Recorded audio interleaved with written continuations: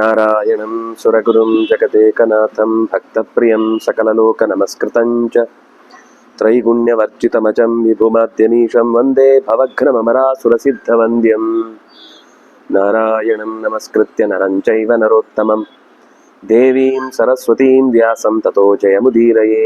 ಸ್ವಸ್ತ್ಯಸ್ತು ಸತಾಂ. ಹರಿ ಓಂ.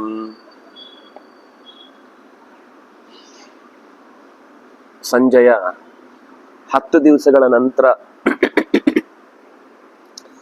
ಬಂದು ಭೀಷ್ಮಾಚಾರ್ಯರ ಸಾವಿನ ಸುದ್ದಿಯನ್ನ ಹೇಳಿ,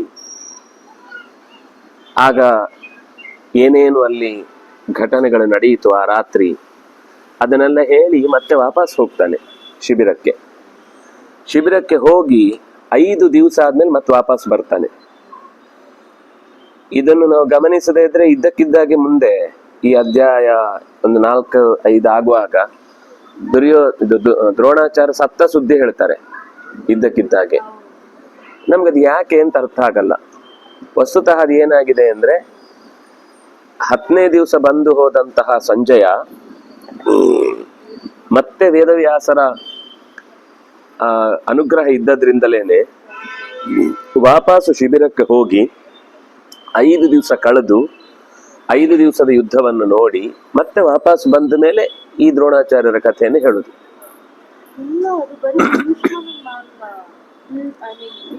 ಇಲ್ಲೇ ಬಂದಿದೆ, ಇಲ್ಲೇ ಆ ಶ್ಲೋಕ ಇದೆ. ಏನಿದೆ?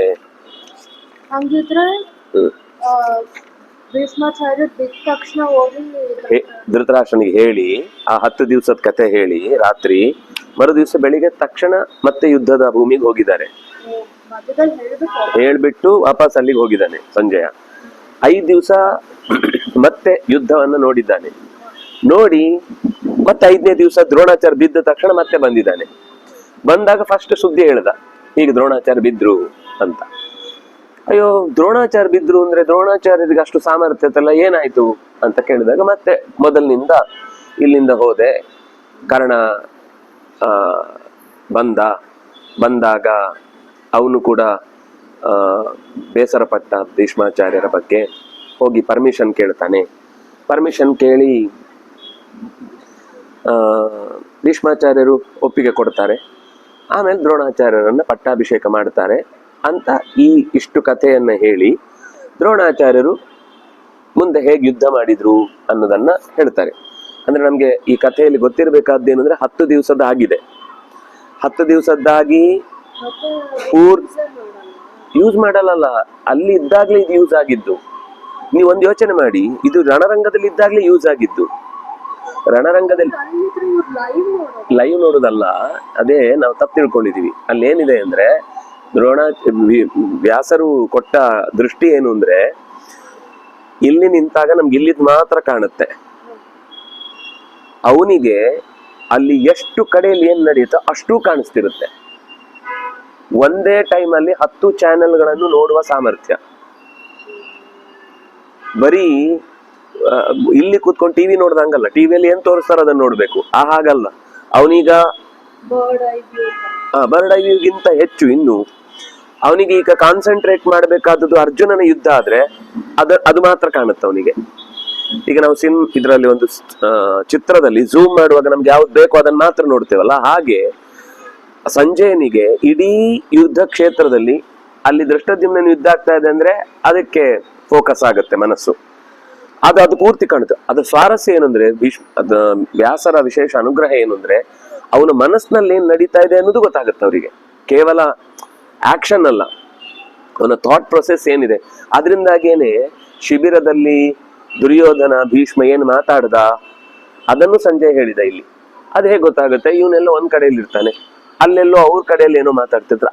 ಇಲ್ಲಿದ್ದು ಪ್ರತಿ ಯುದ್ಧದ ಪ್ರತಿಯೊಬ್ಬರ ಪಾತ್ರದ ಒಳಗೂ ಆಗ್ತಾ ಇರುವಂತಹ ದುಃಖ, ಒಂದ್ ಕಡೆಯಿಂದ ಸುಖ, ಅದಕ್ಕೋಸ್ಕರ ಅವರ ಹೋರಾಟ, ಚೀರಾಟ, ಕರ್ಣನ ಬಗ್ಗೆ ಭಾರಿ ಹೆಮ್ಮೆಯಿಂದ ಖುಷಿ ಪಡುದು, ಇದೆಲ್ಲ ಹೇಗೆ ಗೊತ್ತಾಗುತ್ತೆ ಅಂದ್ರೆ ಅವನು ಒಂದು ಕಡೆ ನಿಂತಿದ್ರು ಕೂಡ ಯಾವ ಕಡೆಗೆ ಅವನು ಫೋಕಸ್ ಮಾಡ್ತಾನೋ ಆ ವಿಷಯ ಅವನಿಗೆ ಇನ್ನೂ ಹೆಚ್ಚು ಸ್ಪಷ್ಟ ಗೊತ್ತಾಗುತ್ತೆ. ಇದು ವ್ಯಾಸರ ದಿವ್ಯ ದೃಷ್ಟಿ.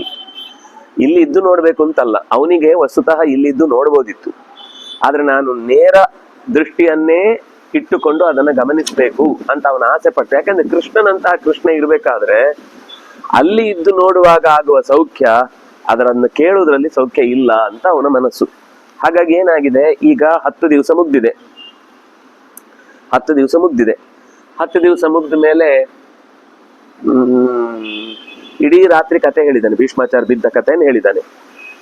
ರಾತ್ರಿ ಕಥೆಯನ್ನು ಹೇಳಿ ವಾಪಸ್ ಹೋಗಿದ್ದಾನೆ. ವಾಪಸ್ ಹೋಗಿ ಮತ್ತೆ ವಾಪಸ್ ಬಂದ 5 ದಿವಸ ಆದ್ಮೇಲೆ. ಕರೆಕ್ಟ್ ಗಮನ ಇಟ್ಟು ಕೇಳಿ. 5 ದಿವಸ ಆದ್ಮೇಲೆ ಮತ್ತೆ ವಾಪಸ್ ಬಂದ. 5 ದಿವಸ ವಾಪಸ್ ಬಂದ್ಮೇಲೆ ಅವನು ಏನಾಯ್ತು ಮತ್ತೆ ಏನಾಯ್ತು ಅಂತ ಕೇಳ್ತಾನೆ. ಭೀಷ್ಮಾಚಾರ್ಯ ಹೋದ್ಮೇಲೆ ಏನಾಯ್ತು ಅಂತ. ಆಗ ಹೇಳ್ತಾನೆ, ಕರ್ಣನನ್ನ ಬಹಳ ಜನ ಅವನ ಪರವಾಗಿ ಯೋಚನೆ ಮಾಡುವವರು, ಜೈಕಾರ ಹಾಕೋರೆಲ್ಲ ಅವನ ಬಗ್ಗೆ ತುಂಬಾ ಎಕ್ಸ್ಪೆಕ್ಟೇಷನ್ ಇಟ್ಕೊಂಡಿದ್ರು. ಕರ್ಣ ಬಂದ, ಭೀಷ್ಮಾಚಾರ್ಯನ್ ಮಾತಾಡಿಸ್ದ, ಅವ್ರ ಹತ್ರ ಪರ್ಮಿಷನ್ ತಗೊಂಡ, ಯುದ್ಧಕ್ಕೆ ಬಂದ. ಯುದ್ಧಕ್ಕೆ ಬಂದು ಆಮೇಲೆ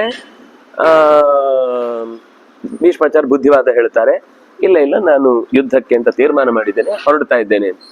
ಆಗ ದುರ್ಯೋಧನ ಬಂದು ಕೇಳ್ತಾನೆ ಕರ್ಣನ ಹತ್ರ, ಏನ್ ಮಾಡುದು ಈಗ? ಅಲ್ಲ, ದ್ರೋಣಾಚಾರ್ಯನ್ನೇ ನಾವು ನಾಯಕನನ್ನಾಗಿ, ಸೇನಾ ನಾಯಕನನ್ನಾಗಿ ಘೋಷಿಸೋಣ. ದ್ರೋಣಾಚಾರ್ಯ ಹತ್ರ ಹೋಗ್ತಾನೆ, ಹೋಗಿ ಕೇಳ್ಕೊಳ್ತಾನೆ. ಕೇಳ್ಕೊಂಡ ತಕ್ಷಣವೇ ಆಯ್ತು ಅಂತ ದ್ರೋಣಾಚಾರ್ಯ ಒಪ್ಕೊಳ್ತಾರೆ.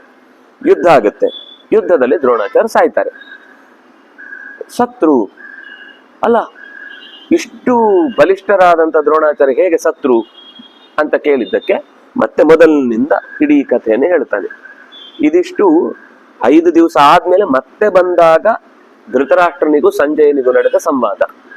ಮೊದಲು 10 ದಿವಸದ ಕಥೆಯನ್ನು ನೋಡ್ಕೊಂಡು ಬಂದ, ಹೇಳ್ದ, ರಾತ್ರಿ ಮುಗಿಸಿ ವಾಪಸ್ ಹೋದ. ಅಲ್ಲಿ ಏನಿದೆ ಮಾತು ಅಂದ್ರೆ,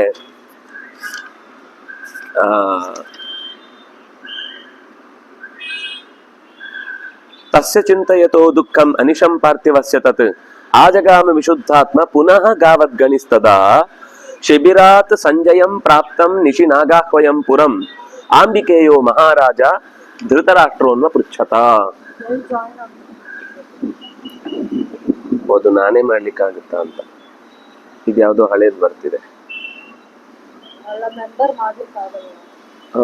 ಮೆಂಬರ್ ಮಾಡಿದ್ರು, ಇವೆಂಟ್ ಮಾಡುವುದು 10 ದಿವಸದಲ್ಲಿ ಏನ್ ನಡೆಯಿತು ಅನ್ನೋದನ್ನೆಲ್ಲ ಹೇಳಿ ರಾತ್ರಿಯೇ ಮುಗಿಸಿದ್ದಾನೆ. ಮರು ದಿವಸ ಅದೇ ರಾತ್ರಿ ಮುಗಿಸಿದ ತಕ್ಷಣ ಮತ್ತೆ ವಾಪಸ್ ಶಿಬಿರಕ್ಕೆ ಹೋಗಿದ್ದಾನೆ. ಶಿಬಿರದಲ್ಲಿ ಶಿಬಿರಾತ್ ಸಂಜಯಂ ಪ್ರಾಪ್ತಂ, ಶಿಬಿರದಿಂದ ಬಂದ ಸಂಜಯನನ್ನ ಮತ್ತೆ ಆಂಬಿಕೆಯನಾದಂತಹ ಧೃತರಾಷ್ಟ್ರ ಭೇಟಿ ಆಗ್ತಾನೆ. ಭೇಟಿಯಾಗಿ ಮತ್ತೆ ಧೃತರಾಷ್ಟ್ರ ಕೇಳ್ತಾನೆ, ಭೀಷ್ಮನ ಸಾವಿನ ನಂತರ ಏನೇನಾಯ್ತು ಅದನ್ನ ನೀನು ನನಗೆ ಹೇಳು ಅಂತ ಕೇಳ್ತಾನೆ.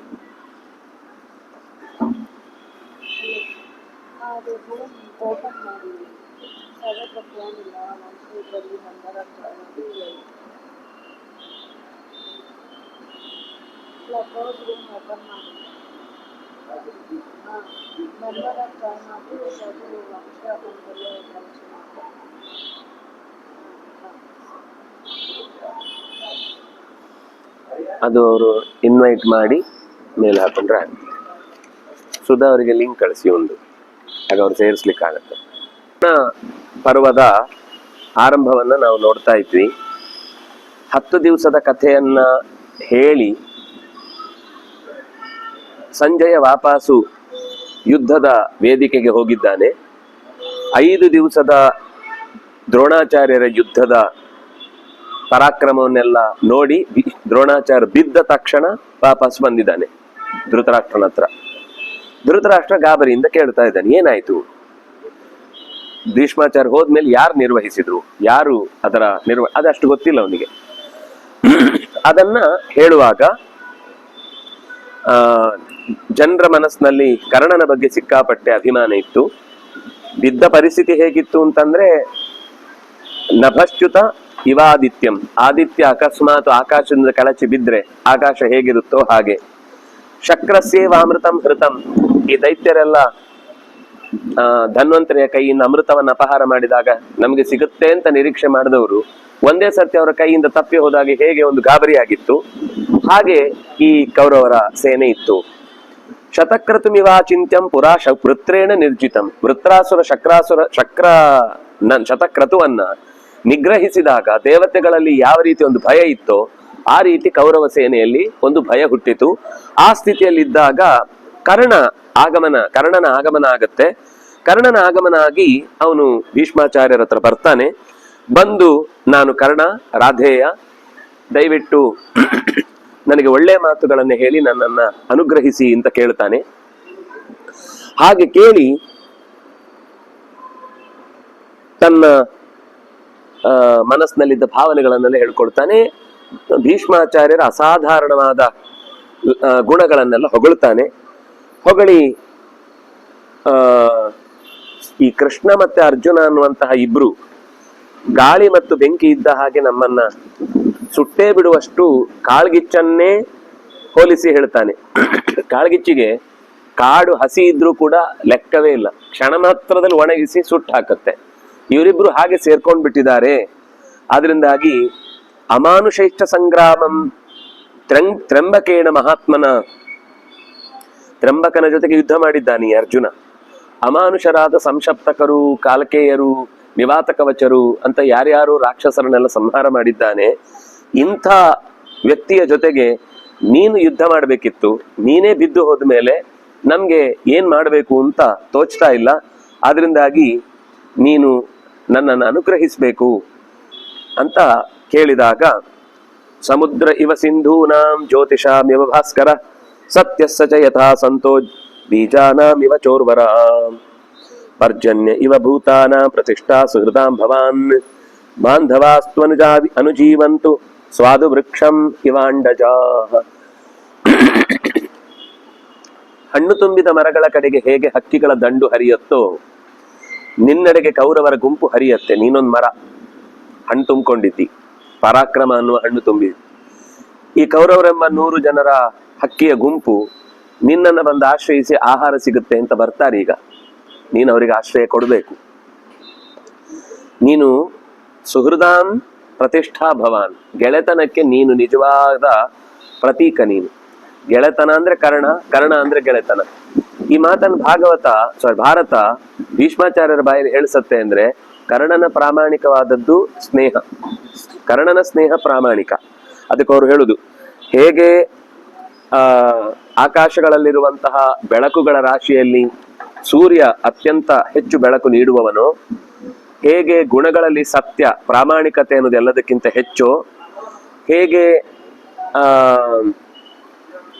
ಜೀವಿಗಳಿಗೆ ನೀರು ಅನ್ನೋದು ಅತ್ಯಂತ ಅವಶ್ಯಕವಾದದ್ದು ಪಂಚಭೂತಗಳಲ್ಲಿ, ಹಾಗೆ ಗೆಳೆತನಕ್ಕೆ ನೀನು ನೆಲೆಯಾಗಿದ್ದಿ. ಗೆಳೆತನದ ಹೆಸರನ್ನ ಒಂದು 106 ಜನರನ್ನು ಹೇಳಿದ್ರೆ ಅದರಲ್ಲಿ ನೀನು ಅತ್ಯಂತ ಪ್ರಧಾನವಾದ ವ್ಯಕ್ತಿಯಾಗಿ ನಿಲ್ತಿ. ನೀನು ನಿನ್ನಿಂದಾಗಿ ಬಾಂಧವಾ ಅನುಜೀವಂತು, ನಿನ್ನಿಂದಾಗಿ ಕೌರವರ ಗುಂಪೆಲ್ಲವೂ ಕೂಡ ಆಶ್ರಯ ಪಡೆಯುವಂತಾಗಲಿ. ಮಾನಃ ಭವ ಶತ್ರುಣಾಂ, ಶತ್ರುಗಳ ಮಾನ ಕಳಿ. ಮಿತ್ರಾಣಾಂ ನಂದಿವರ್ಧನ, ಮಿತ್ರರಿಗೆ ಸುಖವನ್ನು ಕೊಡು. ಕೌರವಾಣಾಂ ಭವಗತಿ ಯಥಾ ವಿಷ್ಣುರ್ದಿವೌಕಸಾಂ,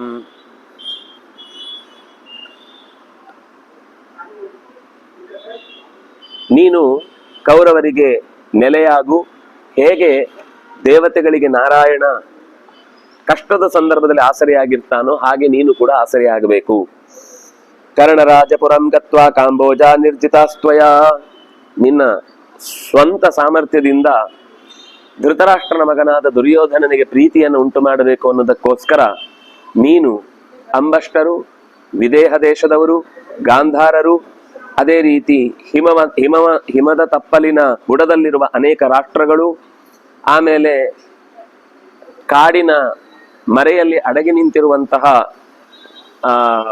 ನಿಷಾದರು, ಕಿರಾತರು, ಅತ್ಯಂತ ಯುದ್ಧದಲ್ಲಿ ಕ್ರೂರವಾದ ರೀತಿಯಲ್ಲಿ ಶತ್ರುಗಳನ್ನು ಸೋಲಿಸುವಲ್ಲಿ ಸಮರ್ಥರಾದಂತಹ ಎಲ್ಲರನ್ನೂ ಕೂಡ ನೀನು ಅನಾಯಾಸವಾಗಿ ಜಿತಾಹ, ನೀನು ಅವರನ್ನೆಲ್ಲ ಗೆದ್ದು ಬಿಟ್ಟಿದ್ದಿ. ಸುಮಾರು ನಿಷಾದಾಹ, ತ್ರಿಗರ್ತಾಹ, ಬಾಕ್ಲೀಕಾಹ, ಈ ಎಷ್ಟೆಷ್ಟು ಜನ ರಾಜರಿದ್ದಾರೋ, ಬಹವಶ್ಚ ಜಿತಾಕರ್ಣ ತ್ವಯಾವೀರ ಮಹೌಜಸ, ನಿನ್ನ ಅಸಾಧಾರಣವಾದ ಬಲದಿಂದ ನೀನು ಗೆಲ್ಲದೇ ಇದ್ದ ಜಾಗಗಳೇ ಇಲ್ಲ. ಎಲ್ಲಾ ಕಡೆಯಲ್ಲೂ ನೀನು ಶೌರ್ಯವನ್ನ, ಪ್ರತಾಪವನ್ನ ತೋರಿಸಿದ್ದಿ. ಅವನಿಗೆ ಪ್ರಾಬ್ಲಮ್ ಕೇವಲ ಪಾಂಡವರು ಮಾತ್ರ. ಯಾಕೆಂದ್ರೆ ಪಾಂಡವರನ್ನು ನೋಡಿದಾಗ ಅವನಿಗೊಂದು ಈರ್ಷ್ಯೆ ಹುಟ್ಟತ್ತೆ. ಈರ್ಷ್ಯೆ ಹುಟ್ಟಿತು, ಅವನ ಮಂತ್ರಗಳು ಸೋತು ಹೋಗುತ್ತೆ. ಅವ್ರು ವರ ಕೊಟ್ಟದ್ದೇ ಹಾಗೆ. ನಿನ್ನ ಅಸ್ತ್ರಬಲ ಅತ್ಯಂತ ಬಲಿಷ್ಠ, ಆದ್ರೆ ನೀನು ಮಾನಸಿಕವಾಗಿ ಒಬ್ಬರ ವಿರುದ್ಧ ದ್ವೇಷ ಸಾಧಿಸಿದಿ ಅಂದ್ರೆ ಆಗ ನಿನಗೆ ಮಂತ್ರಗಳು ಫಲಿಸುವುದಿಲ್ಲ ಅಂತ.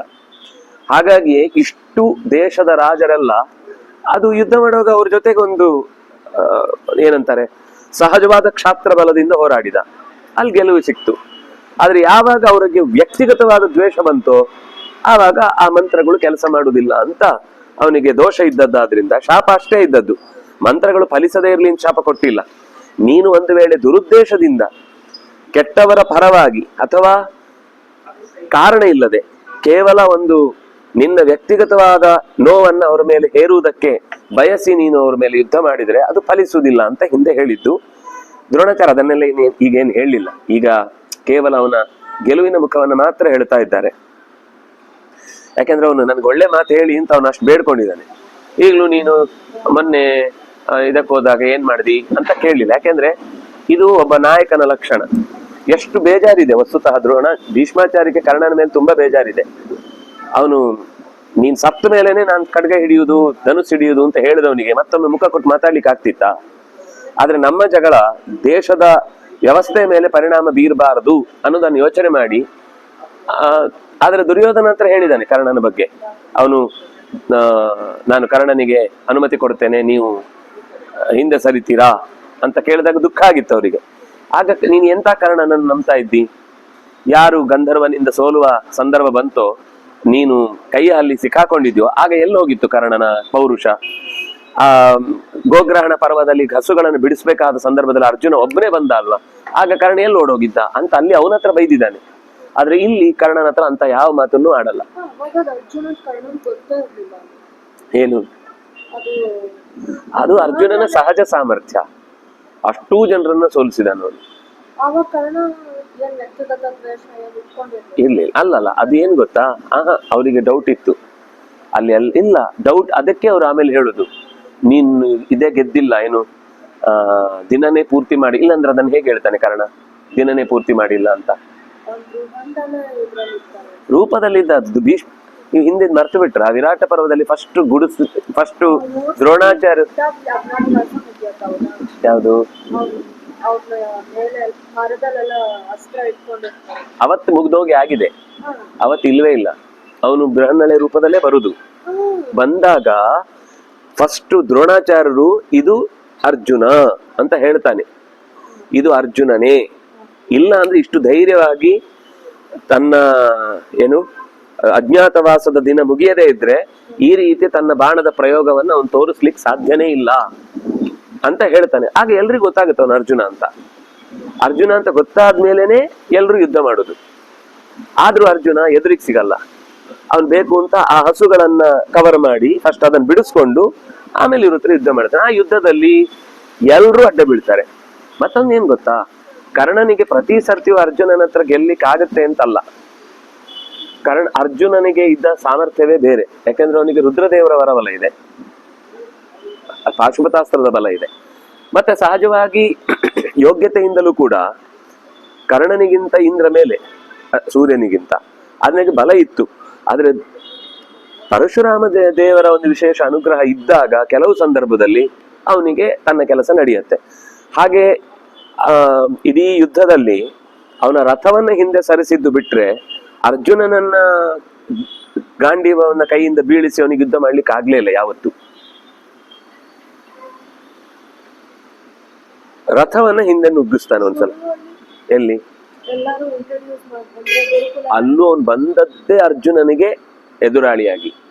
ಫಸ್ಟ್ ಅವನ ಇಂಟ್ರೊಡಕ್ಷನ್ನೇ ಅರ್ಜುನನನ್ನ ಎದುರಿಸ್ತೇನೆ ಅಂತಾನೆ ಅವನು ಬಂದಿದ್ದು. ಯಾಕಂದ್ರೆ ಅದಕ್ಕಿಂತ ಮುಂಚೆಯಿಂದನೇ ಅವನಿಗೆ ದ್ವೇಷ ಇತ್ತು. ಯಾವಾಗ ಹುಡುಗರಿದ್ದಾಗ್ಲೇನೆ ಆಗ್ಲೇ ಅವನು ದುರ್ಯೋಧನ ಜೊತೆಗೆ ಸೇರಿ ಆಗಿದೆ.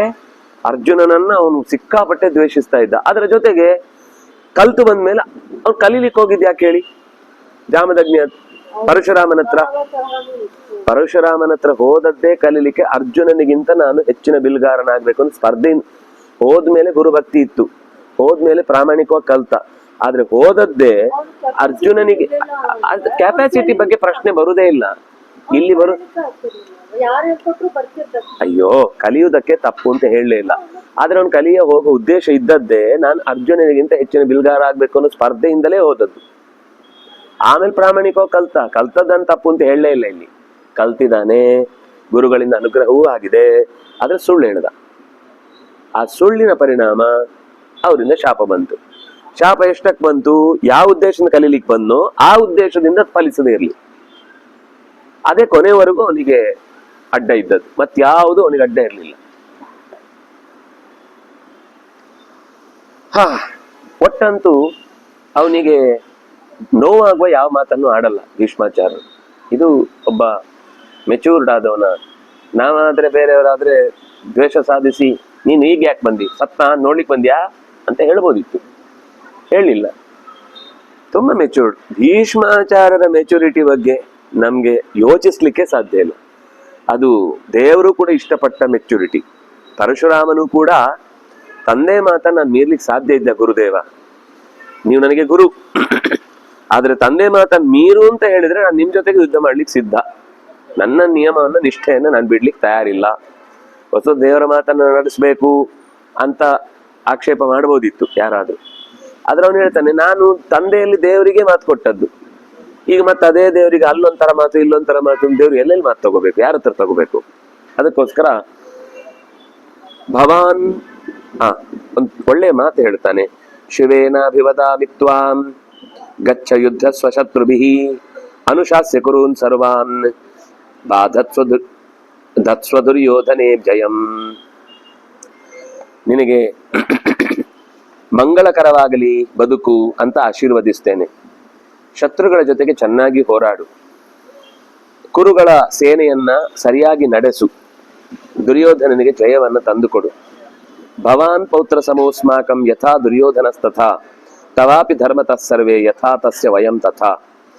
ನೀನು ನನಗೆ ಮೊಮ್ಮಗನಿಗೆ ಸಮಾನ. ಭವಾನ್ ಪೌತ್ರ ಸಮೋಸ್ಮಾಕಂ, ನೀನು ನನಗೆ ಮೊಮ್ಮಗನಿಗೆ ಸಮಾನ. ದುರ್ಯೋಧನನ ಹೇಗೋ ನನಗೆ ನೀನು ಹಾಗೇನೆ. ನನಗೆ ನಿನ್ನಲ್ಲೂ ದುರ್ಯೋಧನಲ್ಲೂ ಯಾವ ವ್ಯತ್ಯಾಸವೂ ಇಲ್ಲ. ತವಾಪಿ ಧರ್ಮತಃ ಸರ್ವೇ, ನಿನಗೂ ಕೂಡ ನಮ್ಗೆ ಹೇಗೆ ದುರ್ಯೋಧನ ಆತ್ಮೀಯನೋ ಅಥವಾ ದುರ್ಯೋಧನನಿಗೆ ನಾನು ಹೇಗೆ ಸಂಬಂಧಿಯೋ, ನಿನಗೂ ಕೂಡ ದುರ್ಯೋಧನ ಸಂಬಂಧಿ, ದುರ್ಯೋಧನನಿಗೂ ನೀನು ಅಷ್ಟೇ ಅನುಬಂಧಿ. ಯಥಾ ತಥಾ, ಅದು ಶಬ್ದ ತುಂಬಾ ಚೆನ್ನಾಗಿದೆ. ಯಥಾ ತಸ್ಯ ವಯಂ ತಥಾ, ಅವನಿಗೆ ನಾವು ಹೇಗೋ ನೀನು ಹಾಗೇನೆ. ಅಂದ್ರೆ ನೀನು ಹೊರಗಿನವನಲ್ಲ ಅಂತ. ನೀನು ನಮಗೂ ಬಂಧುವೆ, ಅವನಿಗೂ ಬಂಧುವೆ. ಯೌನಾತ್ ಸಂಬಂಧ ಕಾಲ್ಲೋಕೆ ವಿಶಿಷ್ಟಂ ಸಂಗತಂ ಸತಾಂ ಸದ್ಭಿಸ್ ಸಂಗಮಮಿಚ್ಛಂತಿ ತಸ್ಮಾತ್ ಪ್ರಾಜ್ಞ ಪರೈರಪಿ. ನೀನು ಅತ್ಯಂತ ಗಟ್ಟಿಗನಾದ್ರಿಂದಾಗಿ ಮತ್ತು ಸಮಾನ ಧರ್ಮವುಳ್ಳವನಾದ್ರಿಂದಾಗಿ ನಮ್ಮ ಜೊತೆಗೆ ಒಂದು ಒಳ್ಳೆಯ ಬಾಂಧವ್ಯ ನಿನಗೆ ಬಂತು. ಯಾವತ್ತೂ ಕೂಡ ಯಾವುದಾದ್ರೂ ಒಂದು ವಿಶಿಷ್ಟವಾದ ಗುಣದೊಂದಿಗೆ ಕೂಡಿದ್ದಾಗಲೇ ನಮಗೆ ಆ ಸಜ್ಜನರ ಜೊತೆಗೆ ಬಾಂಧವ್ಯ ಬೆಳೆಯುತ್ತೆ. ನಾವು ಯಾವಾಗ್ಲೂ ಕೂಡ ಕುರುಗಳು ಸಜ್ಜನರ ಜೊತೆಗೆ ಸಂಘವನ್ನು ಬಯಸ್ತೇವೆ. ಯಾವಾಗ್ಲೂ ಪ್ರಾಜ್ಞರು ತಮಗಿಂತ ಗುಣವಂತರಲ್ಲಿ ಅಥವಾ ತಮ್ಮಂತೆಯೇ ಗುಣವಂತರಲ್ಲಿ ತಮ್ಮ ಬಾಂಧವ್ಯವನ್ನು ಬೆಳೆಸ್ತಾರೆ ಹೊರತು ಇತರರಲ್ಲ. ನಿಶಮ್ಯ ವಚನಂ ತಸ್ಯ ಚರಣಾಭಿವಂದ್ಯ ಚ. ಹಾಗಾಗಿ ಕುರುಗಳು ಯುದ್ಧ ಮಾಡುವ ಹಾಗೆ ನೀನು ಕೂಡ ಅವರ ಪರವಾಗಿ ಯುದ್ಧ ಮಾಡಿ ದುರ್ಯೋಧನನ ಹಿತೈಷಿಯಾಗಿ ಪಾಲಯ ಬಲಂ, ಸೇನೆಯನ್ನ ಕಾಪಾಡು, ಪಾಂಡವರಿಗೆ ಎದುರಾಳಿಯಾಗಿ ಚೆನ್ನಾಗಿ ಉತ್ತರವನ್ನ ಕೊಡು ಅಂತ ಹೀಗೆ ಹೇಳಿ ಸುಮ್ನಾದ. ಆಗ ಕರ್ಣ ಅವನ ಕಾಲಿಗೆ ಮತ್ತೆ ಚರಣವು ಅಭಿವಾದ್ಯ, ಕಾಲುಗಳಿಗೆ ಕೈ ಸ್ಪರ್ಶ ಮಾಡಿ ನಮಸ್ಕರಿಸಿ ಕೂಡ್ಲೆ ದುರ್ಯೋಧನನ ಕಡೆಗೆ ಹೊರಟ. ಕರ್ಣಂ ದೃಷ್ಟ್ವಾ ಮಹಾತ್ಮಾನಂ ಯುದ್ಧಾಯ ಸಮುಪಸ್ಥಿತಂ. ಕರ್ಣ ಬರ್ತಾ ಇರೋದನ್ನ ನೋಡಿದ್ರು. ಒಂದೇ ಸರ್ತಿ ಓ ಅಂತ ಎಲ್ಲರೂ ಕಿರಿಚಿದ್ರು. ಶ್ವೇಡಿತ ಆಸ್ಫೋಟಿತ ರವೈಹಿ ಸಿಂಹನಾದ ರವೈರಪಿ ಧನುಷ್ ಶಬ್ದಶ್ಚ ವಿವಿಧೈಹಿ ಕುರವ ಸಮಪೂಜೆಯನ್. ಕೆಲವರು ಧನುಸ್ಸನ್ನು ಬೀಳಿಸಿದ್ರು, ಕೆಲವರು ಕತ್ತಿಯನ್ನು ಬೀಸಿದ್ರು, ಕೆಲವರು ಜೋರಾಗಿ ಕೂಗಿಕೊಂಡ್ರು, ಕೆಲವರು ಹ ಅಂತ ಸಿಂಹನಾದವನ್ನು ಮಾಡಿದ್ರು. ಒಟ್ಟು ಕರ್ಣನ ಆಗಮನಕ್ಕೆ ಕೌರವರ ಪಾಳಯದಲ್ಲಿ ದೊಡ್ಡ ಸ್ವಾಗತವೇ ಸಿಕ್ಕಿತು. ಅಲ್ಲಿಗೆ 4ನೆಯ ಅಧ್ಯಾಯ ಮುಕ್ತಾಯ ಆಗುತ್ತೆ. 5ನೇ ಅಧ್ಯಾಯದಲ್ಲಿ ದುರ್ಯೋಧನ ಬಂದ ತಕ್ಷಣ ಅವನನ್ನು ಮಾತಾಡಿಸ್ತಾನೆ ಕರ್ಣನನ್ನ. ಸನಾಥಮಿವ ಮನ್ಯೇಹಂ ಭವತಾ ಪಾಲಿತಂ ಬಲಂ. ಈಗ ನಮ್ಮ ಸೇನೆಗೆ ಒಬ್ಬ ನಾಯಕ ಅಂತ ಬಂದ ಹಾಗಾಯ್ತು. ಅತ್ರ ಕಿನ್ನು ಸಮರ್ಥಂ ಯತ್ ಹಿತಂ ತತ್ ಸಂಪ್ರತಿಧಾರ್ಯತಾಂ. ನಮ್ಮ ಸೇನೆಗೆ ಯಾವುದು ಹಿತವೋ, ನಮ್ಮ ಸೇನೆಗೆ ಯಾವುದು ಅಗತ್ಯವೋ ಅಂತದ್ದನ್ನ ನೀನು ಇನ್ನು ಮುಂದೆ ನಡೆಸಲಿಕ್ಕೆ ಜವಾಬ್ದಾರಿ ತಗೊಳ್ಬೇಕು. ಕರ್ಣ ಉವಾಚ ಬ್ರೂಹಿನ ಪುರುಷ ವ್ಯಾಘ್ರ ತ್ವಂ ಹಿ ಪ್ರಾಜ್ಞತಮೋ ನೃಷು. ಪ್ರಾಜ್ಞರಲ್ಲಿ ಅತ್ಯಂತ ಪ್ರಾಜ್ಞತಮ ನೀನು, ತುಂಬಾ ತಿಳಿದವರಲ್ಲಿ ತುಂಬಾ ಹೆಚ್ಚಿನ ಎತ್ತರದಲ್ಲಿರುವವನು ನೀನು. ಯಥಾ ಅರ್ಥಪತಿ ಕೃತ್ಯಂ ಪಶ್ಯತೆ ಚ ತಥೇತರಃ. ಒಬ್ಬ ಆರ್ಥಿಕ ತಜ್ಞ ಲೋಕದಲ್ಲಿ ಏನೇ ಒಂದು ವ್ಯಾಪಾರ ನಡೆದಾಗ ಅವನಿಗೆ ಹೇಗೆ ಲಾಭ ನಷ್ಟಗಳ ಬಗ್ಗೆ ಚೆನ್ನಾಗಿ ಗೊತ್ತಾಗುತ್ತೋ ಅವನತ್ರನೇ ನಾವು ಈ ವ್ಯವಸ್ಥೆಯನ್ನ ಮಾತಾಡಬೇಕು ಹೊರತು ಆರ್ಥಿಕ ವ್ಯವಸ್ಥೆಯನ್ನ ಸುಮ್ಮನೆ ಲೋಕದಲ್ಲಿ ಬೀದಿ ವ್ಯಾಪಾರ ಮಾಡುವವನು, ಅವನಿಗೂ ನೋಟು ಅಂದ್ರೆ ಗೊತ್ತಿದೆ, ಅವನಿಗೂ ದುಡ್ಡು ಅಂದ್ರೆ ಗೊತ್ತಿದೆ, ಅವನ ಹತ್ರ ಹೋಗಿ ನಾವು ದೇಶದ ಆರ್ಥಿಕತೆ ವ್ಯವಸ್ಥೆ ಬಗ್ಗೆ ಅವನೇನ್ ಮಾತಾಡ್ತಾನೆ? ಅವನಿಗೆ ನನ್ನನ್ನು ಇಲ್ಲಿ ಫುಟ್ಪಾತ್ ಅಲ್ಲಿ ಕೆಲಸ ಮಾಡ್ಲಿಕ್ಕೆ ಬಿಡಿ, ಅದು ಬಿಟ್ಟು ಆಚೆದು ಗೊತ್ತಾಗಲ್ಲ. ಅವನೇನಾದ್ರೂ ಹೇಳಿದ್ರೆ ಇಡೀ ದೇಶದಲ್ಲಿ ಎಲ್ಲಾ ಕಡೆನೂ ಫುಟ್ಪಾತ್ ಅಲ್ಲೂ ಜನರಿಗೆ ವ್ಯಾಪಾರ ಮಾಡ್ಲಿಕ್ಕೆ ಬಿಡಬೇಕು ಅಂತ ಕಾನೂನು ಮಾಡ್ತಾನೆ ಅಷ್ಟೇ ಅವನು. ಅವನಿಗೆ ಬೇರೆ ಗೊತ್ತಾಗಲ್ಲ, ಯಾಕಂದ್ರೆ ಅದು ಬಾಡಿಗೆ ಇಲ್ಲ, ಕರೆಂಟ್ ಪ್ರಾಬ್ಲಮ್ ಇಲ್ಲ, ಎಷ್ಟೊತ್ತಿಗೆ ಆಗುತ್ತೋ ಅಷ್ಟೊತ್ತಿಗೆ ಎತ್ಕೊಂಡು ಹೋದ್ರೆ ಆಯ್ತು, ಬಾಡಿಗೆ ಇಲ್ಲ, ಈ ಸ್ಥಿತಿಯಲ್ಲಿ ಎಲ್ಲರೂ ಸುಖವಾಗಿ ಜಾಸ್ತಿ ಲಾಭ ಮಾಡ್ಬೋದು ಅಂತ ಅವನದು ಆರ್ಥಿಕ ವ್ಯವಸ್ಥೆ ಅವನ ಬಗ್ಗೆ ಮಾತಾಡ್ತಾನೆ. ಕಂಪನಿ ಇಡೋನನ್ನು ಕೇಳಿದ್ರೆ ಈ ಫುಟ್ಪಾತ್ ಅಲ್ಲಿ ಯಾರು ಇರಬಾರ್ದು, ಎಲ್ಲ ಕ್ಲಿಯರ್ ಮಾಡ್ಬಿಡ್ಬೇಕು, ಬರೀ ಅಂಗಡಿಗಳಿರ್ಬೇಕು, ಅಂಗಡಿಗೆ ಬಂದು ಹೋಗ್ಬೇಕು ಅಂತ ಅವ್ನು ಮಾತಾಡ್ತಾನೆ. ವಸ್ತುತಃ ಎರಡೂ ಬೇಕು. ತುಂಬಾ ಲೋ ಬಜೆಟ್ ಅಲ್ಲಿ ಜೀವನ ಮಾಡ್ತಾ ಇರೋರಿಗೆ ಫುಟ್ಪಾತ್ ಅಲ್ಲಿ ಸಿಗೋ ಪದಾರ್ಥಗಳೇ ಅವರಿಗೆ ಸಮಾಧಾನ. ತುಂಬಾ ಮೋಸ, ಜಾಸ್ತಿ ದೊಡ್ಡ ರೀತಿಯಲ್ಲಿ ಮೋಸ ಹೋಗ್ಬೇಕು ಅಂತ ಅನ್ಕೊಂಡವರಿಗೆ ಅವ್ರಿಗೆ ಬ್ರಾಂಡೆಡ್ ಕಂಪನಿದು ಅದೇ 200 ರೂಪಾಯಿ ಪದಾರ್ಥವನ್ನ ಹೋಗಿ ಮಾಲ್ ಅಲ್ಲಿ 500 ರೂಪಾಯಿ ಕೊಟ್ಟು ಅಥವಾ 2000 ರೂಪಾಯಿ ಕೊಟ್ಟು ತಗೊಂಡಾಗ ಅವ್ರಿಗೆ ಸಮಾಧಾನ ಆಗುತ್ತೆ. ಬ್ರಾಂಡೆಡ್ ಪದಾರ್ಥ ಎರಡೂ ಇದೆ, ಕ್ವಾಲಿಟಿ ಇಲ್ಲೂ ಇರುತ್ತೆ.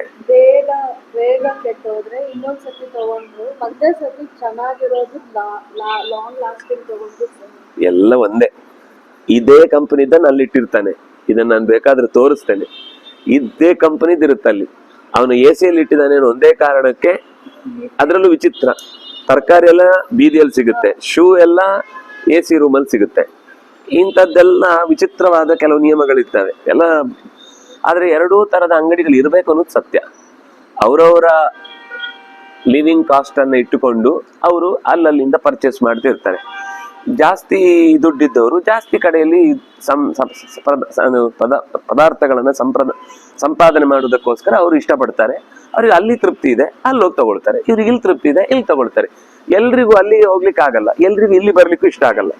ಎಲ್ರಿಗೂ ಅವ್ರವ್ರ ಹುಚ್ಚಿಗೆ ಸರಿಯಾದ ಹುಚ್ಚನ್ನೇ ಸೃಷ್ಟಿ ಮಾಡಿರ್ತಾನೆ. ಅದರಿಂದಾಗಿ ಜಗತ್ತು ಎಲ್ಲಾ ಪ್ರಕಾರದಲ್ಲಿ ಇರಲೇಬೇಕು ಅಂತ ಆರ್ಥಿಕ ತಜ್ಞನ ಹತ್ರ ಕೇಳಿದ್ರೆ ಮಾತ್ರ ಈ ಉತ್ಪತ್ತಿ ಎಷ್ಟು, ನೋಟ್ ಎಷ್ಟು ತಯಾರು ಮಾಡಬೇಕು, ಎಷ್ಟು ಪದಾರ್ಥಗಳನ್ನ ತಿಜೋರಿಯಲ್ಲಿ ತುಂಬಿಡ್ಬೇಕು, ವಿದೇಶಿ ವಿನಿಮಯ ಹೇಗ್ ಮಾಡಬೇಕು ಇತ್ಯಾದಿಗಳೆಲ್ಲ ಅವನ ಹತ್ರ ಕೇಳಿದ್ರೆ ಗೊತ್ತಿರುವ ಹಾಗೆ, ಈ ಬಜೆಟ್ ಬಂದಾಗ ಒಂದಿಷ್ಟು ಜನ ಮಾತಾಡ್ತಾರಲ್ಲ ಅವ್ರ ಹತ್ರ ಕೇಳಿದ್ರೆ ಏನು ಗೊತ್ತಾಗಲ್ಲ. ಅವ್ರಿಗೆ ಅವ್ರ ಮನೆಗೆ ಕರೆಂಟ್ ಬಿಲ್ ಕಮ್ಮಿ ಆಯ್ತಾ, ಹಾಗಿದ್ರೆ ಒಳ್ಳೆ ಬಜೆಟ್. ಇಲ್ಲ ಅವರಿಗೆ ಸಿಲಿಂಡರ್ ಜಾಸ್ತಿ ಆಯ್ತು, ಕೆಟ್ಟ ಬಜೆಟ್, ಅಲ್ಲಿಗೆ ಶುರು ಆಗ್ಬಿಡುತ್ತೆ. ಒಟ್ಟು ಅವ್ರಿಗೆ ಗಲಾಟೆ ಏನಂದ್ರೆ ನಮ್ಮ ನಿತ್ಯದ ಊಟಕ್ಕೆ ತಿಂಡಿಗೆ ವ್ಯವಸ್ಥೆಗೆ ಏನಾಗುತ್ತೋ ಅದು ಬೇಕು. ಇಲ್ಲ ಲಾಂಗ್ ದೃಷ್ಟಿಯಿಂದ, ದೂರದೃಷ್ಟಿಯಿಂದ ಏನೋ ಒಂದು ದೊಡ್ಡ ಯೋಜನೆ ಹಾಕೊಂಡಿದ್ರೆ ಈಗ ಒಂದು ಸ್ವಲ್ಪ ದಿವಸ ಕಷ್ಟ ಆಗ್ಬೋದು. ಕಸಗಳನ್ನೆಲ್ಲ ಚೆನ್ನಾಗಿ ಸೆಗ್ರಿಗೇಟ್ ಮಾಡಿದ್ರೆ, ಕಸವೇ ಹುಟ್ಟದಂತೆ ಮಾಡಿದ್ರೆ ನಮಗೆ ನಾಳೆಯಿಂದ ಕರೆಂಟ್ ತಾನಾಗೆ ನಾವು ಇಲ್ಲಿಂದನೇ ಜನರೇಟ್ ಮಾಡ್ಬೋದು ಅಂತ ಏನಾದ್ರು ಹೇಳಿದ್ರೆ ಅದೆಲ್ಲ ಕೆಲಸ ಆಗಲ್ಲ. ನಾವು ಕಸ ಹೀಗೆ ಎಲ್ಲಾ ತರದ್ದು ಒಟ್ಟಿಗೆ ಹಾಕುದು, ಶೆಲ್ಲು ಒಟ್ಟಿಗೆ ಹಾಕುದು, ತಿಂಡಿನೂ ಒಟ್ಟಿಗೆ ಹಾಕುದು, ಪ್ಲಾಸ್ಟಿಕ್ ಒಟ್ಟಿಗೆ ಹಾಕುದು, ಬಟ್ಟೆನೂ ಒಟ್ಟಿಗೆ ಹಾಕುದು. ನಮ್ಗೆ ಸೆಗ್ರಿಗೇಟ್ ಎಲ್ಲ ಮಾಡ್ಲಿಕ್ಕೆ ಟೈಮ್ ಇಲ್ಲ ಅಂತ ಹೀಗೆ ಮಾಡುವಂತ ದುಸ್ಥಿತಿ ಇದೆಯಲ್ವಾ, ಇದಕ್ಕೆ ಪರಿಹಾರವೇ ಇಲ್ಲ. ಆಗ ಅನಿವಾರ್ಯ ಒಬ್ಬನಿಗೆ ಕೆಲಸ ಹುಟ್ಟತ್ತೆ. ಅವ್ನು ಸೆಗ್ರಿಗೇಟ್ ಮಾಡೋನು ಒಬ್ಬ ಬರಬೇಕು, ಅವನು ಅದನ್ನ ವಿಭಾಗ ಮಾಡಬೇಕು, ಅವನಿಗೊಂದು ಸಂಬಳ ಕೊಡ್ಬೇಕು. ಆ ಸಂಬಳದ ದುಡ್ಡು ಇವನಿಂದನೇ ಕಲೆಕ್ಟ್ ಮಾಡ್ಬೇಕಾಗ ಕಸದ ಟ್ಯಾಕ್ಸ್. ಯಾಕಂದ್ರೆ ಇವನು ಉದಾಸೀನಕ್ಕೆ ತಾನೇ ಅದು ಆ ತರ ಮಿಕ್ಸ್ ಆಗಿದ್ದು. ಅಂದ್ರೆ ಅನಿವಾರ್ಯ, ಒಂದು ಕಡೆ ಉದಾಸೀನ ಮಾಡಿದ ಅಂದ್ರೆ ಇನ್ನೊಂದ್ ಕಡೆಯಿಂದ ಆ ಉದಾಸೀನ್ಯದ ಟ್ಯಾಕ್ಸ್ ಅನ್ನು ಕಟ್ಲೇಬೇಕಾಗತ್ತೆ. ಇದೆಲ್ಲ ಸ್ವಲ್ಪ ಯೋಚನೆ ಮಾಡಿದ್ರೆ ಆರ್ಥಿಕ ತಜ್ಞನಿಗೆ ಗೊತ್ತಾಗುತ್ತೆ ಇದು ಯಾಕೆ ಹೀಗಾಯ್ತು, ಎಲ್ಲಿಂದ ಯಾವುದಕ್ಕೆ ಹೆಚ್ಚಿನ ಹೊರೆ ಬೀಳ್ತಾ ಇದೆ, ಎಲ್ಲಿ ಕಮ್ಮಿ ಮಾಡ್ಬೋದಿತ್ತು, ಯಾಕೆ ಕಮ್ಮಿ ಆಗ್ತಿಲ್ಲ, ಇದೆಲ್ಲ ಅವ್ರಿಗೆ ಅರ್ಥ ಆಗುತ್ತೆ. ಹಾಗೆ ನಿನ್ನ ಹತ್ರ ಮಾತಾಡುವಾಗ ನಿನ್ಗೇನು ಉದ್ದೇಶ ಇದೆ ಎಂದು ಅಂದ್ರೆ ಅವನು ಹೇಳ್ತಾನೆ, ಅಂತೂ ಬಂದಿ ಮಾರ್ರೆ ನೀನ್ ನನ್ಗೆ ರಕ್ಷಕ ಅಂತ. ನೀವ್ ಏನ್ ಆದೇಶ ಮಾಡ್ತೀರೋ ಅದನ್ನ ನಾನು ನಡೆಸ್ಲಿಕ್ಕೆ ಬಂದಿರುದು. ನಾನು ಯಾವುದನ್ನು ಹೊಸ್ತನ್ನ ಆರ್ಡರ್ ಮಾಡ್ಲಿಕ್ಕೆ ಬಂದಿಲ್ಲ. ತೇ ಸ್ಮ ಸರ್ವೇ ತವ ವಚಃ ಶ್ರೋತುಕಾಮ ನರೇಶ್ವರ ನಾನ್ಯೋನ್ಯಂ ಹಿ ಭವಾನ್ ವಾಕ್ಯಂ ಬ್ರೂಯಾದಿತಿ ಮತಿರ್ಮಮ. ನಾನು ನಿಮ್ಮ ಮಾತುಗಳನ್ನು ಕೇಳಲಿಕ್ಕೆ ಬಂದವನು ಹೊರತು ನಾನೇ ಏನಾದ್ರೂ ಒಂದು ಹೊಸ್ತನ್ನು ಹೇಳಲಿಕ್ಕೆ ಬಂದವನಲ್ಲ. ಯಾಕೆಂದ್ರೆ ನೀನು ನಮ್ಗೆಲ್ರಿಗೆ ಹಿತವಾದದ್ದೇನು ಅದನ್ನು ಯೋಚನೆ ಮಾಡಿ ಹೇಳಲು ಸಮರ್ಥ ನಾಯಕ ನೀನು.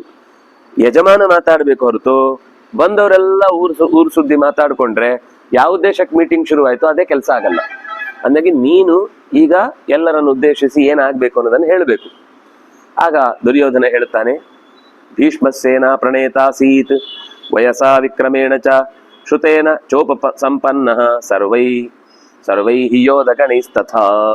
ಭೀಷ್ಮಾಚಾರ್ಯರು ನಮಗೆ ಇಲ್ಲಿ ತನಕ 10 ದಿವಸಗಳ ಕಾಲ ಸೇನೆಯನ್ನ ನಿಯಾಮಕರಾಗಿ ಮುಂದುವರಿಸ್ಕೊಂಡು ಹೋಗಿದ್ರು. ಅವರು ವಯಸ್ಸಿನಲ್ಲೂ ಹಿರಿಯರಾಗಿದ್ರು, ನಮಗೆಲ್ಲ ಸಾಮರ್ಥ್ಯದಿಂದಲೂ ಕೂಡ ಅತ್ಯಂತ ಬಲಿಷ್ಠರಾಗಿದ್ರು. ನಮ್ಗಿಂತ ತುಂಬಾ ಚೆನ್ನಾಗಿ ಧಾರ್ಮಿಕ ಮತ್ತು ರಾಜಕೀಯ ಸಂಗತಿಗಳನ್ನ ಕಿವಿಗೆ ಹಾಕೊಂಡವರು. ಆಮೇಲೆ ಏನಾದ್ರೆ ಏನಾಗತ್ತೆ ಅನ್ನುವ ಪರಿಣಾಮವನ್ನು ಚೆನ್ನಾಗಿ ಬಲ್ಲವರು. ಇನ್ನು ಎಲ್ಲಾ ಯೋಧರಿಗೂ ಕೂಡ ಭೀಷ್ಮಾಚಾರ್ಯ ಹೇಳಿದ್ರೆ ಓಕೆ, ಇನ್ಯಾರು ಹೇಳಿದ್ರು ಮಾಡ್ಬೇಕಾ, ಅವ್ರು ನಮಗೆ ಅವತ್ತು ಹೇಳಿದ ಕೇಳಲಿಲ್ಲ ಅಂತ ಶುರು ಮಾಡ್ತಾರೆ. ಭೀಷ್ಮಾಚಾರ್ಯ ಹೇಳಿದ್ರೆ ಯಾರ್ದು ಚೋಟೆ ಬಿಟ್ಟಿಕ್ ಮಾಡ್ತಿಲ್ಲ. ಭೀಷ್ಮಾಚಾರ್ಯ ಹೇಳಿದಂದ್ರೆ ಎಲ್ಲ ನಡೀಲೇಬೇಕು. ಆ ತರ ಸರ್ವಯೋಧ ಗಣೈಹಿ ಉಪಸಂಪನ್ನ, ಎಲ್ರಿಗೂ ಅವನ ಇಷ್ಟ, ಎಲ್ರಿಗೂ ಅವನ ಮಾತು ನಡೀತಾ ಇತ್ತು. ಹೀಗೆ ಈಗ ನಮ್ಗೆ ಅಂಥದ್ದೇ ಒಂದು ವ್ಯಕ್ತಿ 10 ದಿವಸಗಳನ್ನು ಹೇಗೆ ನಿರ್ವಹಿಸಿದ್ನೋ ಹಾಗೆ ನಿರ್ವಹಿಸುವ ಒಬ್ಬ ವ್ಯಕ್ತಿ ಬೇಕು. ಸುಯುದ್ಧೇನ ದಶಾಹಾನಿ ಪಾಲಿತಾಸ್ಮೋ ಮಹಾತ್ಮನ. ನಾವೆಲ್ಲ ಭೀಷ್ಮಾಚಾರ್ಯರಿಂದ ರಕ್ಷಿತರಾಗಿದ್ದೇವೆ. ಈ 10 ದಿವಸ ನಾವು ಬದುಕಿದ್ದೇವೆ ಅಂದ್ರೆ ಅದಕ್ಕೆ ಕಾರಣ ಭೀಷ್ಮಾಚಾರ್ಯರದ್ದೇ ಕವಚ, ಭೀಷ್ಮಾಚಾರ್ಯರದ್ದೇ ರಕ್ಷಣೆ. ಕನ್ನು ಸೇನಾ ಪ್ರಣೇತಾರಂ ಮನ್ಯಸೇ ತದನಂತರಂ ತಂ ವಿನಾ ನಾಯಕಂ ಸೇನಾ ಮುಹೂರ್ತಮಪಿ ತಿಷ್ಠತಿ. ಇನ್ನು ಮುಂದೆ ನಮ್ಮ ಸೇನಾ ಪ್ರಣೇತೃಗಳಾಗಿ ಯಾರಾಗಬಹುದು ಅನ್ನೋದನ್ನ ನಾವು ಯೋಚಿಸ್ತಾ ಇದ್ದೇವೆ. ನಿನಗೆ ಅಂಥದ್ದೇನಾದ್ರೂ ಕಾಣುತ್ತಾ ನೋಡಿ ಹೇಳು. ಯಾಕೆಂದ್ರೆ ಸೇನಾ ಅನ್ನುವ ಶಬ್ದಕ್ಕರ್ಥ ಇನ ಅಂದ್ರೆ ಸ್ವಾಮಿ. ಇನೇನ ಸಹಿತ ಸೇನಾ, ಇನದಿಂದ ಕೂಡಿದ್ರೆ ಮಾತ್ರ ಅದಕ್ಕೆ ಸೇನಾ ಅಂತ ಹೆಸರು. ಇನೇನ ಸಹಿತ ನ ತರ್ಹಿ ನ ಸೇನಾ, ಅದು ಸೇನೆ ಆಗ್ಲಿಕ್ಕೆ ಸಾಧ್ಯವೇ ಇಲ್ಲ. ಈಗ ಸೇನೆ ಅಂತ ಆಯ್ತು, ಯಾಕಂದ್ರೆ ನೀನ್ ಬಂದಿ.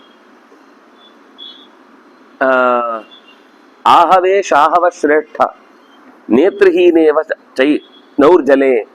ಒಂದು ವೇಳೆ ನಮಗೆ ನಾಯಕನಾಗಿ ಒಬ್ಬ ಸಿಗದೇ ಹೋದ್ರೆ ನಾವಿಕನಿಲ್ಲದೆ ಇರುವಂತಹ ತೆಪ್ಪದಂತೆ ಎಲ್ಲೋ ಸಮುದ್ರದ ಮಧ್ಯದಲ್ಲಿ ಕಳೆದು ಹೋಗುತ್ತೆ.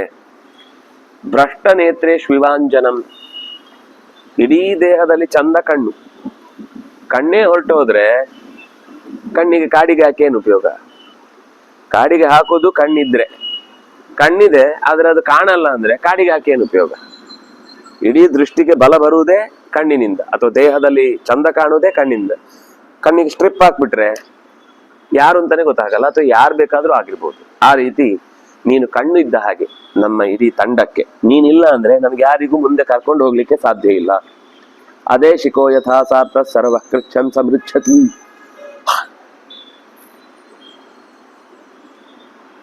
ಈ ಸೇನೆ ಇಲ್ಲದೆ ಹೋದ್ರೆ, ಅಂದ್ರೆ ನಾಯಕ ಇಲ್ಲದೆ ಹೋದ್ರೆ ಸೇನೆ ಚಲ್ಲಾಪಿಲ್ಲಿಯಾಗಿ ಬಿಡುತ್ತೆ.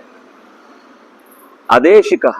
ಈಗ ಈ ಯಾತ್ರಿಕರು ವ್ಯಾಪಾರ ಮಾಡಿಕೊಂಡು ಒಂದು ಊರಿಂದ ಒಂದು ಊರಿಗೆ ಹಿಂದೆ ಹೋಗುವಾಗ ಅದ್ರಲ್ಲೊಬ್ಬ ಯಾವ ಜಾಗದಲ್ಲಿ ಹೋದ್ರೆ ನಮಗೆ ಕಾಡು ಕಳ್ಳರ ಭಯ ಇಲ್ಲ, ಕಾಡು ಪ್ರಾಣಿಗಳ ತೊಂದರೆ ಇಲ್ಲ, ಅದನ್ನೆಲ್ಲ ಅವನು ಮೊದಲೇ ನೋಡ್ಕೊಂಡು ಹೋಗ್ತಾ ಇರ್ತಾನೆ. ಅವ್ರಿಗೆ ಅದೊಂದು ಗೈಡ್ ಮಾಡುವುದೇ ಒಂದು ಜೀವನ.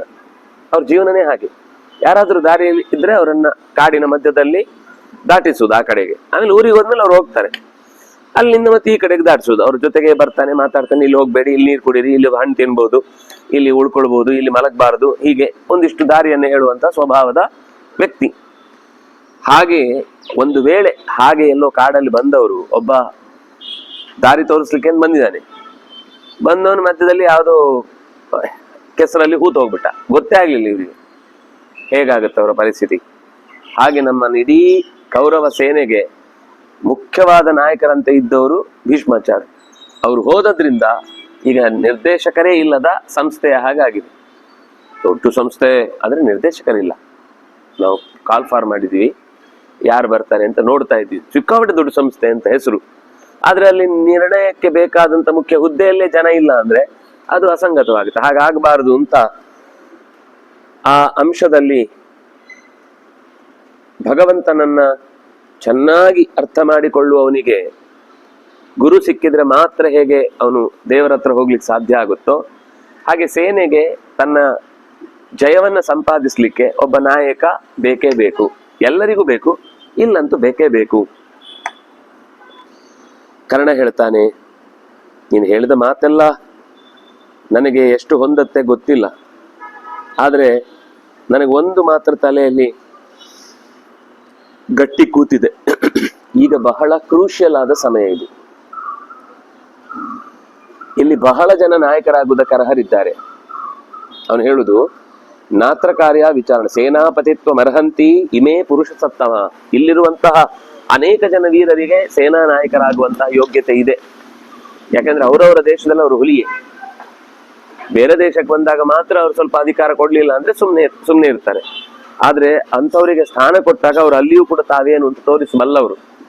ಹಾಗಾಗಿ ನನಗೆ ಈಗ ಈ ಯುದ್ಧಕ್ಕೆ ನಾಯಕರು ಅಂತ ಆಯ್ಕೆ ಮಾಡುವ ಪ್ರಸಂಗ ಬಂದಾಗ ಮನಸ್ಸಿನಲ್ಲಿ ಯೋಚನೆ ಬರ್ತಾ ಇರೋದು ಏನು ಅಂದ್ರೆ,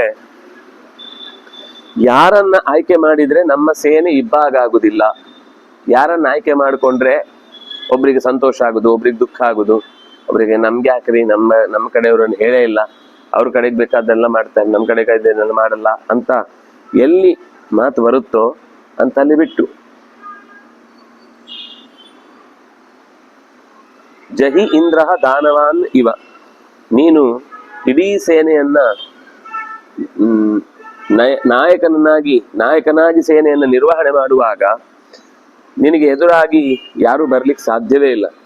ಅದರಿಂದಾಗಿ ನಿನ್ನ ಹತ್ರ ಪ್ರಾರ್ಥನೆ ಏನು ಅಂತಂದ್ರೆ, ನಮ್ಮಲ್ಲಿ ಆಯ್ಕೆ ಮಾಡುವಾಗ ಯೋಗ್ಯರನ್ನೇ ಆಯ್ಕೆ ಮಾಡಬೇಕು ಹೊರತು ಅಯೋಗ್ಯರನ್ನ ಆಯ್ಕೆ ಮಾಡಿದ್ರೆ ನಾವೇ ನಮ್ಮ ಗಾಡಿಯನ್ನು ತಗೊಂಡೋಗಿ ಹಳ್ಳಕ್ಕೆ ಹಾಕಿದಾಗುತ್ತೆ. ಕರೆಕ್ಟ್ ಡ್ರೈವರ್ ಇಲ್ಲ ಅಂದ್ರೆ, ಸ್ಟೇರಿಂಗ್ ಗೊತ್ತಾ? ಹಾ ಗೊತ್ತು.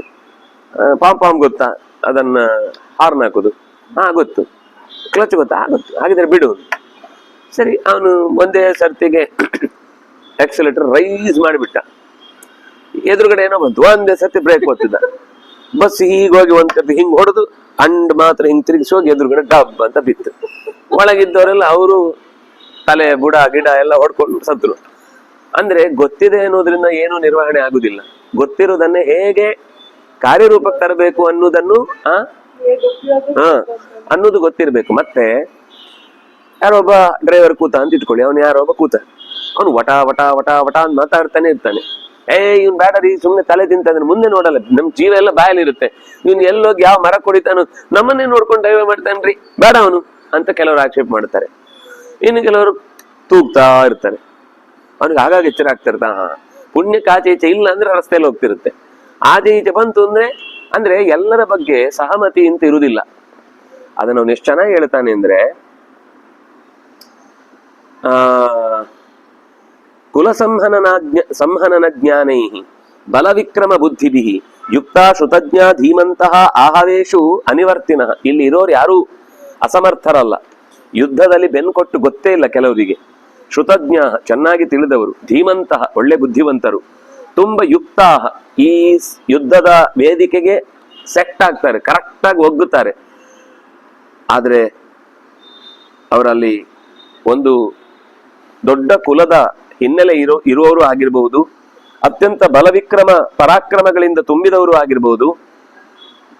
ಯುಗಪನ್ನತು ತೇ ಶಕ್ಯಾ ಕರ್ತುಂ ಸರ್ವೇ ಪುರಸ್ಸರಾಃ ಏಕ ಏವತು ಕರ್ತವ್ಯೋ ಯಸ್ಮಿನ್ ವೈಶೇಷಿಕ ಗುಣ. ಆದ್ರೆ ಗಾಡಿ ಬಿಡುವಾಗ ಒಟ್ಟೊಟ್ಟಿಗೆ 5-6 ಕೆಲಸ ಮಾಡಕ್ ಬರ್ಬೇಕು. ಒಟ್ಟೊಟ್ಟಿಗೆ ಅಂದ್ರೆ ಒಂದರ ನಂತರನೇ ಒಂದಿರ್ಬೋದು. ಅಂದ್ರೆ ಒಂದು ಕಡೆಯಿಂದ ಕನ್ನಡಿ ನೋಡ್ತಾನೆ, ಇನ್ನೊಂದ್ ಕಡೆಯಿಂದ ಮುಂದೆ ನೋಡ್ತಾನೆ, ಎರಡು ಒಟ್ಟಿಗೆ ನೋಡ್ಲಿಕ್ಕೆ ಆಗ, ಒಂದ್ ಕಣ್ಣಿಂದ ಮುಂದೆ ನೋಡುದು, ಒಂದ್ ಕಣ್ಣಿಂದ ಕನ್ನಡಿ ನೋಡ್ಲಿಕ್ಕೆ ಆಗಲ್ಲ. ಕನ್ನಡಿ ನೋಡ್ತಾನೆ, ಮುಂದೆ ನೋಡ್ತಾನೆ, ಕನ್ನಡಿ ನೋಡ್ತಾನೆ, ಮುಂದೆ ನೋಡ್ತಾನೆ, ಗ್ಯಾಪ್ ಬಂತು ಅಂದ್ರೆ ಮುಂದೆ ಪಾಸ್ ಆಗ್ತಾನೆ ಹಿಂದೆ ಹಾಕೊಂಡು ಹೋಗುವಾಗ. ಅದೇ ಟೈಮಿಗೆ ಹೊಂಡ ಬಂತು, ಎರಡೂ ನೋಡ್ತಿದ್ದ, ಎದುರುಗಡೆ ಗಾಡಿ ಹೋಗ್ತಾ ಇತ್ತು, ಆದ್ರೆ ಆ ಗಾಡಿ ಹೋಗುವಾಗ ಹೊಂಡ ಕಾಣ್ಲಿಲ್ಲ. ಆಮೇಲೆ ಕಾಣಿಸ್ತು, ಆಗ ರಸ್ತೆ ನೋಡ್ಬೇಕು. ಗಾಡಿಯ ಗ್ಯಾಪ್ ಮಾತ್ರ ನೋಡಿದ್ರೆ ಆಗುದು, ರಸ್ತೆ ನೋಡ್ಬೇಕು. ಆಗ ಎಕ್ಸಲೇಟರ್ ಕೊಡ್ತಾ ಇದ್ದದ್ರ ಕಮ್ಮಿ ಮಾಡಬೇಕು, ನಿಧಾನಕ್ಕೆ ಬ್ರೇಕ್ ಹಾಕ್ಬೇಕು. ಇದು ಎರಡು ಒಟ್ಟಿಗೆ ಮಾಡಿಬಿಟ್ರೆ ಸಮಸ್ಯೆ. ಆದ್ರೆ ಯಾರು ಒಳಗೆ ಕೂತವರು ದಡಬಡ ಅಂತ ಆಗದೆ, ಕೂತಿದ್ದೇವೆ ಅಂತಾನೆ ಅವ್ರಿಗೆ ಅಂದಾಜಾಗದೆ ಆರಾಮಾಗಿ ಯಾವುದೋ ಒಂದು ಕುಶನ್ ಸೀಟಲ್ಲಿ ಕೂತಿದ್ದೇವೆ ಅಂತ ಅನ್ನೋ ತರ ಒಂದು ಖುಷಿಯಲ್ಲಿ ಡ್ರೈವಿಂಗ್, ಫಾಸ್ಟ್ ಹೋಗ್ಬೇಕು, ಇನ್ ನಿಧಾನಕ್ಕೆ ಹೋಗ್ಬೇಕು ಅಂತ 2 ಗಂಟೆ ದಾರಿಯನ್ನು 20 ಗಂಟೆಯಲ್ಲಿ ಹೋದ್ರೆ ತುಂಬಾ ಚೆನ್ನಾಗಿ ಡ್ರೈವಿಂಗ್ ಮಾಡ್ದ ಅಂತ ಹೇಳ್ತಾರ? ಹಾಗಾಗಿ ಅದು ಸಾಧ್ಯ ಆಗುದಿಲ್ಲ. ಹಾಗಾಗಿ ಇಲ್ಲಿ ಇರುವಂತವರು ಮನೆತನದಲ್ಲಿ ದೊಡ್ಡವರು, ಕುಲದ ಎಲ್ಲ ಅರ್ಹತೆಯನ್ನು ಹೊಂದಿದವರು, ತುಂಬಾ ಕೇಳಿದವರು, ಶ್ರೀ ಧೀಮಂತರು, ಯುದ್ಧದಲ್ಲಿ ಬೆನ್ನು ಕೊಡದವರು, ಆದ್ರೆ ಎಲ್ಲ ಕೆಲಸಗಳನ್ನು ಒಟ್ಟಿಗೆ ಮಾಡ್ಲಿಕ್ಕೆ ಸಮರ್ಥರಲ್ಲ. ಏಕ ಏವತು ಕರ್ತವ್ಯ ಯಸ್ಮಿನ್ ವೈಶೇಷಿಕ. ಏನಾದ್ರೂ ಒಂದು ಸಮಸ್ಯೆ ಬಂದ್ರೆ ಅವನೇ ಡ್ರೈವ್ ಮಾಡ್ಲಿಕ್ಕೆ ರೆಡಿ ಇರ್ಬೇಕು. ನಾನು ಕೂತಿರ್ತೇನೆ, ನೀವು ಹಿಂದಿನ ದೂಡಿ ಅಂದ್ರೆ ಅದನ್ನ ಡ್ರೈವಿಂಗ್ ಅನ್ನಲ್ಲ. ಇವ್ನು ಕೂಡದೇ ಇದ್ರು ಇವನೇನಂದ್ರೆ ಇಷ್ಟೇ, ಅದು ಮೋರಿಗೆ ಹೋಗದಾಗ ತಡಿತಾ ಇರ್ತಾನೆ, ಆಚೆ ಈಚೆ ಹೋಗದಾಗಿ. ಉಳಿದಿದ್ದು ಎಕ್ಸಲೇಟರ್ ಕೊಟ್ರು ಏನು ಆಗ್ತಾ ಇಲ್ಲ, ಯಾಕಂದ್ರೆ ಪೆಟ್ರೋಲೇ ಇಲ್ಲ, ದುಡ್ತಾ ಬರ್ತಿರ್ತಾರೆ. ಹಾಗಾದ್ರೆ ಉಪಯೋಗ ಇಲ್ಲ. ಅವನೇ ಯಾರಿಗೂ ತಲೆ ಬಿಸಿ ಇರಬಾರ್ದು. ಅವನಿದ್ದಾನೆ, ನಾವು ಅವನು ಹೇಳ್ದಾಗ ಮಾಡ್ತೀವಿ ಅನ್ನುವ ನಾಯಕತ್ವ ಇದ್ರೆ ಮಾತ್ರ ಒಂದು ಸೇನೆ ಸರಿಯಾದ ಗೆಲುವನ್ನ ಸಂಪಾದಿಸ್ಲಿಕ್ಕೆ ಸಾಧ್ಯ. ಇಲ್ಲಿ ಅನ್ಯೋನ್ಯ ಸ್ಪರ್ಧಿನಾಂ ಹೇಷಾಂ ಯದ್ಯೇಕಂ ತ್ವಂ ಕರಿಷ್ಯಸಿ. ನಾನು ಸೇನಾಧಿಪತಿ ಆಗ್ಬೇಕು ಅಂತ ಯಾರ್ಯಾರು ಸ್ಪರ್ಧಿಗಳಾಗಿ ನಿಂತಿದ್ದಾರೆ, ಇದು ಅವನಿಗೆ ಗೊತ್ತಿದೆ ನೋಡಿ, ಅವನಿಗೆ ಗೊತ್ತಿಲ್ಲದ ಸಂಗತಿ ಅಲ್ಲ.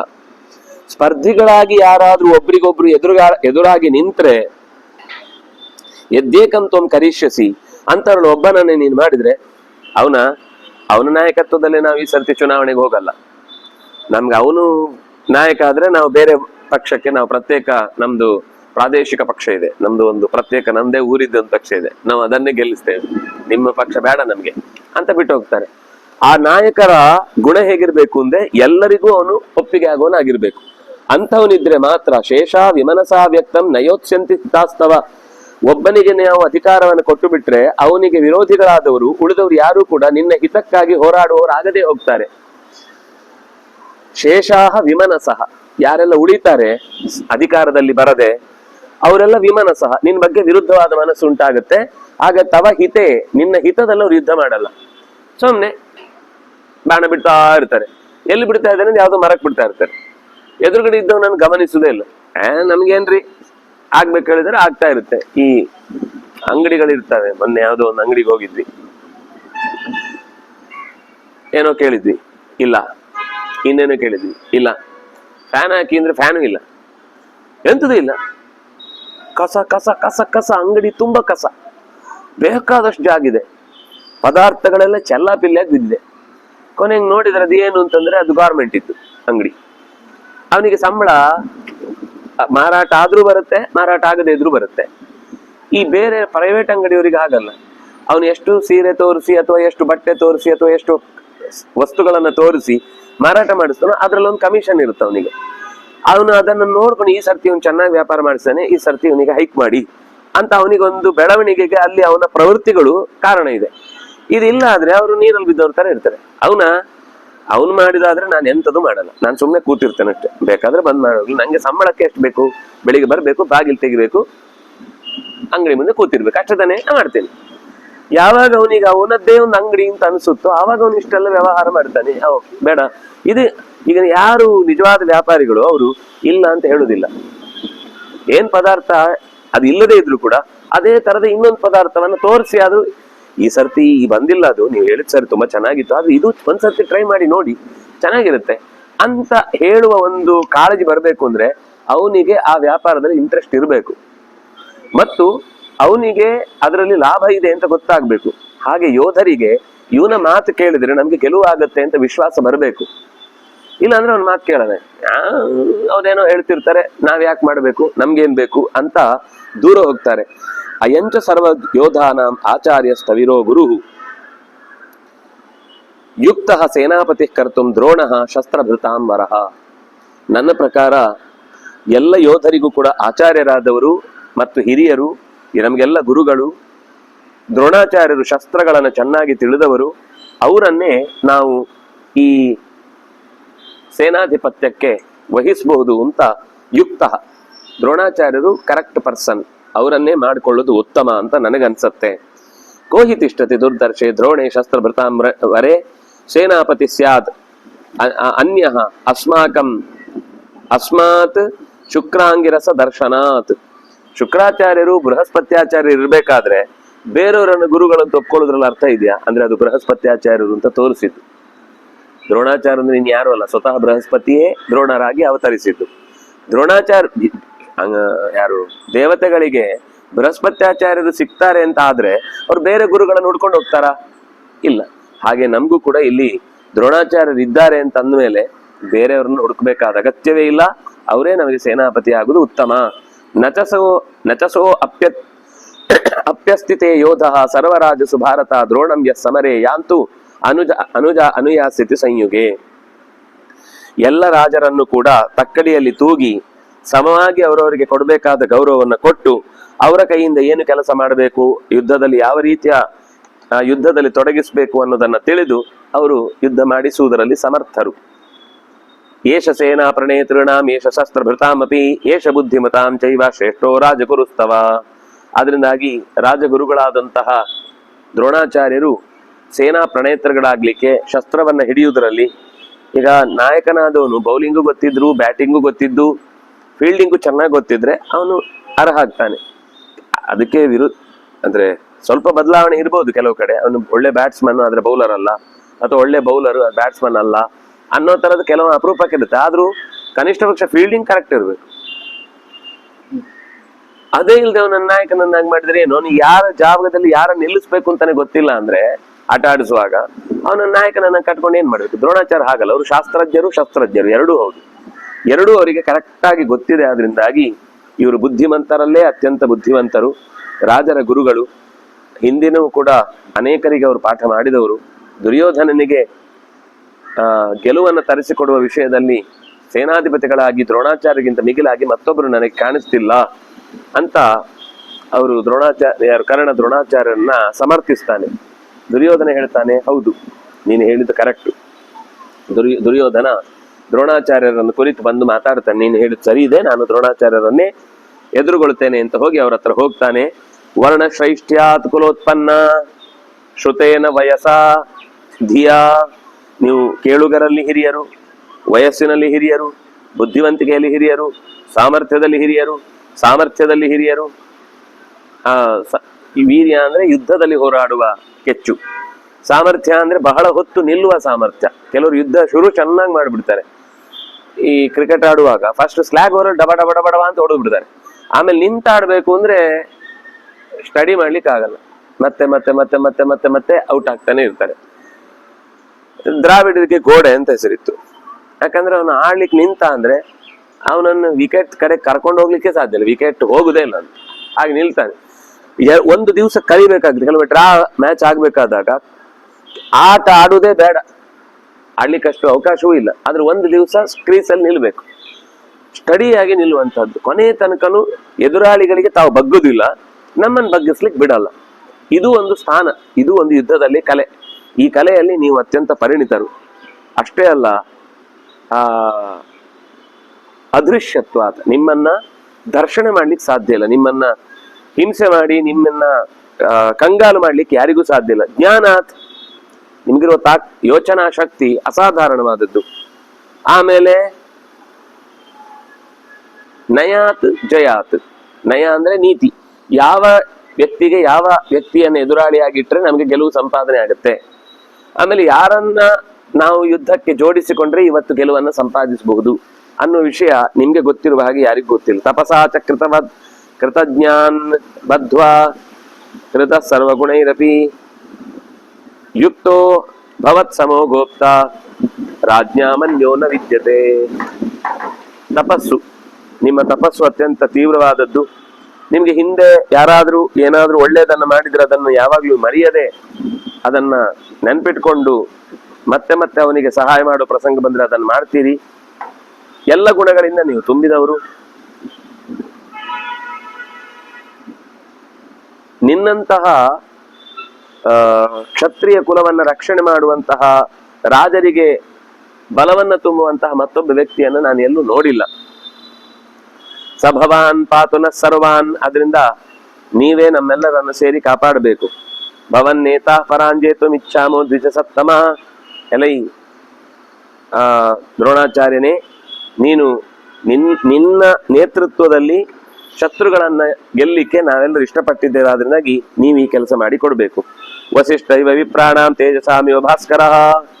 ನೀನು ಯಕ್ಷರ ಗುಂಪಿನಲ್ಲಿ ಕುಬೇರ ಇದ್ದ ಹಾಗೆ, ಮರುತ್ತುಗಳಲ್ಲಿ ಇಂದ್ರ ಇದ್ದ ಹಾಗೆ ವಾಸವ, ವಿಪ್ರರಲ್ಲಿ ವಸಿಷ್ಠರಿದ್ದ ಹಾಗೆ, ತೇಜಸ್ಸುಗಳಲ್ಲಿ ಸೂರ್ಯ ಇದ್ದ ಹಾಗೆ, ಪಿತೃಗಳಲ್ಲಿ ಧರ್ಮ ಮತ್ತು ಇಂದ್ರ ಇದ್ದ ಹಾಗೆ, ಯಾದಸ್ಸು ಅಂದ್ರೆ ಸಮುದ್ರದಲ್ಲಿ ವಾಸ ಮಾಡುವ ಜೀವರಾಶಿಗಳಲ್ಲಿ ನೀನು ವರುಣ ಇದ್ದ ಹಾಗೆ, ಸರ್ವೇಶಾಮಿವ ಲೋಕಾನಾಂ ವಿಶ್ವಸ್ಯ ಚ ಯಥಾಸನಃ. ಇಡೀ ಜಗತ್ತಿನಲ್ಲಿ ಇರುವಂತಹ ಎಲ್ಲಾ ತರದ ಜೀವರಾಶಿಗಳಿಗೂ ಕೂಡ ನಿಶ್ಚಯವಾಗಿ ಕ್ಷೇಮ ಸ್ಥಾನವನ್ನು ಕೊಡುವವನು ನೀನೆ.